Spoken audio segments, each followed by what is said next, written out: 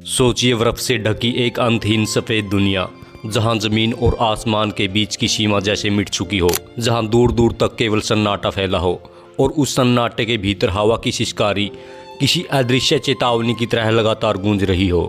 और उसी विशाल ठंडी और निष्ठुर दुनिया के बीच एक छोटा सा पेंगुइन अपने नन्हे कदमों से बर्फ को कुरेदता हुआ आगे बढ़ता चला जा रहा हो। न उसके साथ कोई और हो, न पीछे कोई झुंड, न सामने कोई साफ रास्ता, बस एक दिशा और एक अनजानी मंजिल।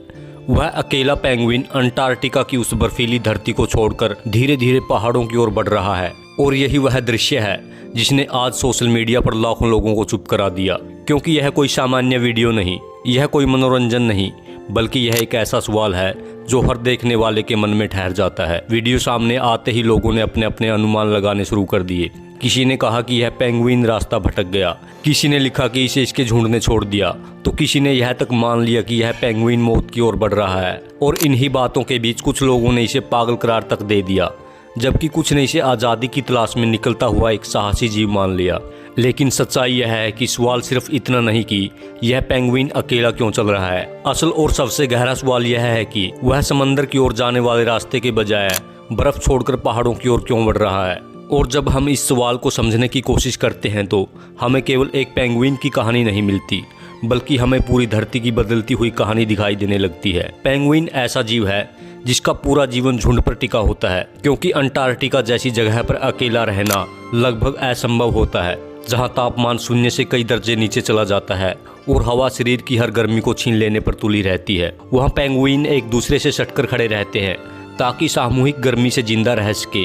और यही झुंड उन्हें दुश्मन से बचाता है, बच्चों को पालने में मदद करता है और भोजन तक पहुंचने का रास्ता दिखाता है। ऐसी दुनिया में झुंड से अलग होना केवल अकेलापन नहीं होता, बल्कि यह लगभग मौत के बराबर होता है। और यही वजह है कि जब कोई पेंगुइन अकेला दिखाई देता है तो यह दृश्य अपने आप में असामान्य और चिंताजनक बन जाता है, क्योंकि प्रकृति में बहुत कम ऐसा होता है कि कोई पेंगुइन अपनी मर्जी से झुंड को छोड़ दे। संभव है कि यह पेंगुइन किसी भयानक बर्फीले तूफान के दौरान अपने झुंड से बिछड़ गया हो, क्योंकि अंटार्कटिका में मौसम पल भर में बदल जाता है। और कई बार ऐसा होता है कि जो रास्ता कुछ ही मिनटों पहले साफ दिखाई दे रहा होता है वह अचानक गायब हो जाता है। और जब चारों तरफ केवल सफेदी हो तब दिशा पहचानना सबसे कठिन हो जाता है। वैज्ञानिक बताते हैं कि पेंगुइन दिशा पहचानने के लिए सूर्य की स्थिति, धरती के चुंबकीय क्षेत्र और अपनी स्मृति का सहारा लेते हैं।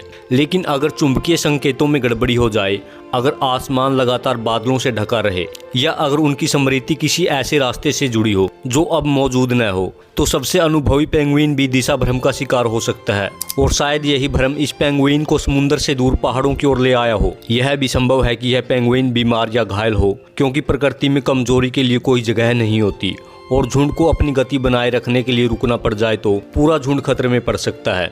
इसीलिए कई बार ऐसा होता है कि कमजोर पेंगुइन पीछे छूट जाता है, न क्रूरता की वजह से, न निर्दयता की वजह से, बल्कि केवल इसलिए कि जीवन आगे बढ़ते रहता है। ऐसे में जो पीछे रह जाता है वह न तो किसी से शिकायत कर सकता है और न ही किसी से मदद की मांग कर सकता है, और वह बस आगे बढ़ता चला जाता है, शायद इस उम्मीद में कि कहीं न कहीं उसे कोई सुरक्षित जगह मिल जाए, या शायद इस भ्रम में कि उसका झुंड किसी मोड़ के बाद उसका इंतजार कर रहा हो। कुछ वैज्ञानिक यह भी मानते हैं कि यह पेंगुइन कोई युवा पेंगुइन हो सकता है जो पहली बार लंबी यात्रा पर निकला हो, क्योंकि अनुभव की कमी और डर कई बार गलत निर्णय करवा देते हैं। और जब एक बार दिशा बदल जाती है तो उसे सुधारना बेहद मुश्किल हो जाता है, खासकर तब जब हर तरफ एक सी दिखने वाली बर्फ फैली हो। लेकिन इस पूरी कहानी की सबसे गहरी परत वहाँ खुलती है जहाँ हम अंटार्कटिका के बदलते हुए स्वरूप को देखते हैं, क्योंकि यह धरती अब वैसी नहीं रही जैसी वह सदियों तक रही थी। बर्फ पहले से कहीं तेजी से पिघल रही है, समंदर की धाराएं बदल रही है, और जिन रास्तों पर पेंगुइन पीढ़ियों से चलते आए थे वो रास्ते अब या तो टूट चुके हैं या जानलेवा बन चुके हैं।